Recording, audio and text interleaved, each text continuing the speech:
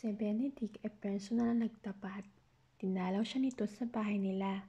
Pinalak niya itong biguin ng araw ding yun pero nagbago ang isip niya. Ipinasya niyang isabay na lang yun sa balak niyang pagsagot kay Edward. Kung babastidin niya ito nang wala pa siyang nobyo, baka magpumilit lang ito sa panliligaw sa kanya. Kung may boyfriend na siya, mapipilitan na itong umatras. May karapatan na siyang ipagtabuyan ito. Saka, ayaw rin naman niyang itaboy ito ng napakabilis. Baka sabihin pa nitong napakalupit niya at hindi man lang pinag-isipan ang naging desisyon niya.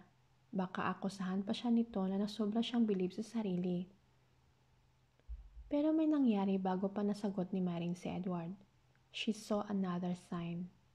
Nagbabasa siya ng isang broadsheet newspaper sa kwarto niya nang aksidente niyang mabuklat ang pahina ng wedding section yun. Parte yun ng newspaper kung saan nakapublish ang mga mukha at pangalan ng mga pares na ikakasal. Nakasaad din doon ang simbahang pagdarausan ng kasal, ang petsa ng kasal, pati na ang mga magulang ng ikakasal. Noong araw na yun ay 6 na pares ang nakalagay roon. Sinisipat niya ang mga pangalan ng mga yun nang maigitlat siya. Naramdaman niya ang pagtindig ng mga balahibo niya at pinanlamigan siya ng katawan. Puro Benedict at Myrene ang pangalan ng mga pares na naroon. Sa una ay inisip niyang namalikmata lamang siya pero 1000 beses na yata niyang naikurap ang kanyang mga mata ay hindi pa rin nagbabago. Ang mga pangalang nakasulat sa tabi ng mga mukha ng mga ikakasal. Congratulations, Benedict and Myrene, sabi ng caption sa itaas ng mga mukha ng isang pares. Best wishes, Benedict and Myrene, sabi sa isa pa. May you live happily ever after, Benedict and Myrene. Ilang segundo rin siguro siyang tulalang nakatingin sa diaryong binabasa bago siya binalikan ng wisyo. Binitiwan niya ang diaryo, bumangon sa kama, inapuhap ang telepono at nagdial doon. May bahagya pang nginig ang mga daliri niya. Tinawagan niya ang namamahala ng wedding section ng nasabing broadsheet. Babae ang sumagot sa kanya. Yes, ma'am? Mag-i-inquire lang sana ako about the pairs and wedding, about the pairs and wedding sections of your newspaper. Kahit ang dila niya ay may nginig din. Yes, ma'am. The pairs are all named Benedict and Myrene. Ah, maikling sabi nito bago tumawa ng maikli rin. Marami na ngang tumawag about that, ma'am. Tinatanong kung talagang Benedict ba at Myrene ang pangalan ng mga pair. It was a printing error. Isa lang talaga roon ang Benedict at Myrene ang pangalan. Pati nga yung ibang pairs na naroon ay nag-complain na rin. We're issuing an erratum at tomorrow's issue, ma'am. Siya naman ang napaa na lamang. Ibinaba na niya ang telepono matapos magpasalamat dito. Pero ang katotohanan na nagkamali lang ang dyaryo sa paglalagay ng mga pangalan sa mga ikakasal ay hindi nakabawas sa bahagya niyang pangingilabot. Naalala niya ang minsan ay binanggit sa kanya ni Madame Franca. When you're having doubts, another sign will assure you of your destiny. Sabi ko na sa iyo eh. Hindi na mabilang ni Myrene kung ilang ulit nang naibulalas ni Miriam ang mga salitang yun matapos niyang ikwento rito at kay Arlene ang nakita niyang sign sa newspaper kahapon. Pabiro pang sinayasat ni Arlene kung nakatindig pa rin ang mga balahibo niya. Sabi ko na sa iyo, usal uli nito. A man named Benedict. Yun talaga ang destiny mo. That was a clear sign. Hindi siya kumibo. Si Arlene ay tahimik din. Mas boto ito kay Edward kasi kay Benedict para sa kanya. Pero kung malinaw talagang si Benedict ang nakatagda para sa iyo, sino ako para labanan ng itinadhana para sa iyo? Sabi nito sa kanya nang minsang mapag-usapan nila ang dalawang lalaki. Tinanong kasi niya ito kung ano ang maipapayo nito sa kanya kung sakaling mahal nga niya si Edward. Pero matutuklasan nilang isang lalaking may pangalang Benedict ang talagang nakatakda para sa kanya. Siya naman, bakit lalabanan ang kapalaran niya, lalo na kung sinasabi niyo na maging masaya siya rito? Ano ngayon ang plano mo? Tanong sa kanya ni Arlene.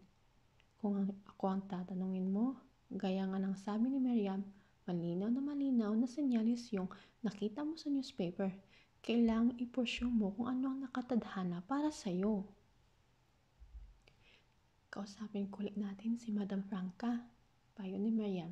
Tingnan natin kung anong sasabihin niya sa'yo. Nagdalawang isip muna siya bago pinakinggan ang mungkahi ni Miriam. Nahihiwatigan na niya kasi kung ano ang sasabihin nito sa kanila. Iwasan mo ang mga lalaking hindi Benedict ang pangalan. Nagpasya nga silang magpunta uli kay Madam Franca. Inulit lang nito ang mga ipinahayag na nito sa kanila noon. You'll only be happy with a man named Benedict. Sabi nito, magpakasal ka sa ibang lalaki, hindi ito ang pangalan, at masasadlak ka lang sa kalungkutan. Hindi kita tinatakot, pero may nakita pa nga akong dugo. Hindi ko lang gaanong mawatasan kung ano ang sinisimbolo ng dugong ito. Maaring isang marahas na pangyayari ang magaganap habang kinakasama mo ang isang lalaking hindi Benedict ang pangalan. Maaaring dugo niya ang maagos na ito at maaari ding dugo mo. Sasaktan siya ni Edward? Hindi ko imagine na makakaya ni Edward na manakit ng babae. Sabi niya matapos silang makaalis ng opisina ng psychic. Kilala niyo naman siya. Tingin niyo ba capable siya na manakit ng babae? May mga lalaking nasa loob ang kulong, Irene, komento ni Miriam. Kung titinan mo, parang kahit lamok ka hindi kayang saktan, pero pag nagalit, walang nakikilala. Hindi siya makakaunta dahil totoo naman yon. At saka, kung pag-iisipan mo talaga, pwedeng maging madugo talaga ang buhay mo kung si Edward ang makakatuluyan mo kahit pa hindi ka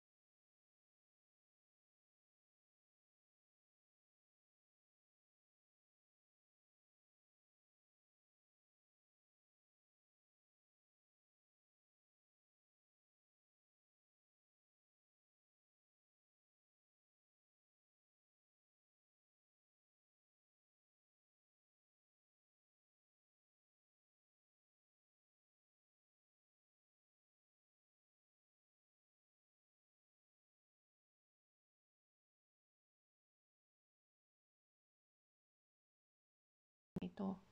Pero wala itong isinatinig. Maaari naman siguro tayong maging magkaibigan. Sabi nito kahit alam niyang ang gusto niyang itanong ay kung bakit nagkaganon. Bakit ipinaramdam pa niya ritong mahal niya ito upang sa bandang huli ay itaboy lang niya ito? Sadista ba siya? Ipinakita niya rito kayang-kaya siya nitong abutin bago siya nagpakalayo-layo upang kahit tanawin ay hindi na ito magawa sa kanya. Bakit hindi? Sagot niya sa tanungan nito. Sa nakita niyang gumuhit na pait sa mga mata nito, magiging napakalupit niya kung isisiwalat pa niya rito ang balak niyang hindi na rin makikipagkaibigan pa rito. Iiwasan na niya ito. Ituturing na lang niyang hindi niya ito nakilala. Paano niya ito makakalimutan ng husto kung lagi niya itong makikita, laging mahahawakan, o kaya laging maririnig ang boses? Paano niya ito makakalimutan ng husto kung patuloy niyang madarama ang kabaitan nito? Baka magpatuloy lang ang pagnanais niyang suwayin ang kapalaran niya. Ang pag-alis ni Edward na nakatungo ang ulo at laglag ang mga balikat ang isa sa pinakamalungkot na tanawing nasundan niya ng tiningin sa buong buhay niya. Nagkulong siya sa kwarto at walang tigil na nag-iiyak. Tulad ng pangako niya sa sarili, iniwasan na niya kahit ang makipagkaibigan dito. Pinagtataguan niya ito kapag tinatawagan siya. Kung makausap man siya nito ay minamadali niya yon. Tinatanggihan na rin niya ang anumang imbitasyon nito.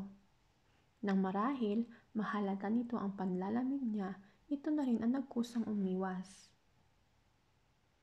Naging madalang na ang pagpapakita nito sa kanya, maging ang pagtawag nito sa kanya sa telepono na halos araw-araw ay nawala. Hanggang sa wala na siyang nabalitaan dito at sinagot na niya si Benedict. Umuwi siya sa probinsya nila, sabi kay Myrene ni Arlene nang tanungin niya ito kung may balita pa ito kay Edward. Alam kasi niyang may komunikasyon pa rin ito sa binata. Anong gagawin niya ron? Magbabakasyon daw, sabi nito. Which means, magpapalipas ng sama ng loob. Bubuuin ang nadurog niyang puso. Namimiss mo siya? Tumango siya. Hindi naman ganun kadali ang lumimot. Kumusta si Benedict bilang boyfriend? Mabait naman siya. Nararamdaman ko namang mahal talaga niya ako. At nararamdaman mo na rin napapamahal na siya sa'yo? Umiling siya. Hindi pa rin eh. Darating din yun, sabi ni Arlene. Parang hindi eh. Alin ang parang hindi? Parang hindi darating ang panahon na matututuhan ko siyang mahalin. Ano bang problema kay Benedict? Wala, sabi niya. Ako siguro ang may problema. Ang hula sa'yo ay maging masaya ka once na mapangasawa mo siya. Anito?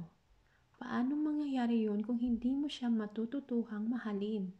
Wala pa akong nababalita ang wife na naging masaya sa married life niya kahit hindi in love ang husband niya. Baka may iba pang Benedict na darating sa buhay mo. Baka yung Benedict na boyfriend mo ngayon, hindi pa yan ang Benedict na nakatadhana para sa'yo.